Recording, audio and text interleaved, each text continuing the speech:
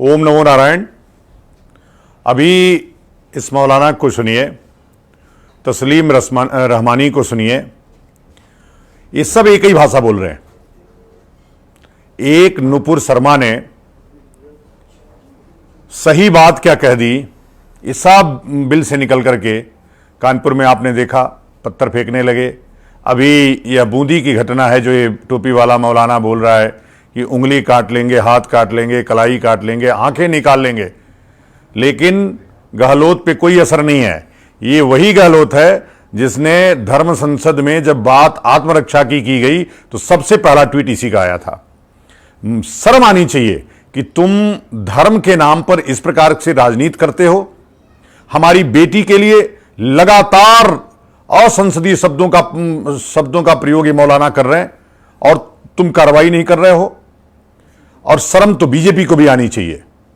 उनकी प्रवक्ता को जिस प्रकार से अभद्र भाषाओं का प्रयोग पूरे देश भर में किया जा रहा है, वो केवल प्रवक्ता नहीं है, वो हिंदुओं की बेटी है, हम सब की बहन है।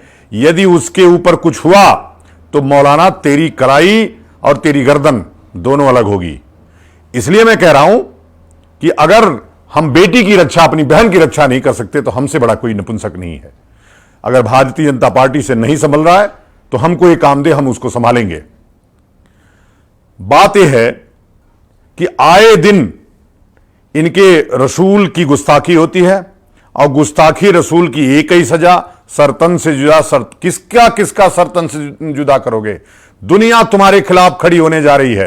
ये तुम्हारी जो आक्रांता मानसिकता है, तुम्हारी जो हिंसक मानसिकता है, तुम्हारी जो कत्लेआम करने की मानसिकता है, इसके खिलाफ पूरी दुनिया खड़ी हो रही है।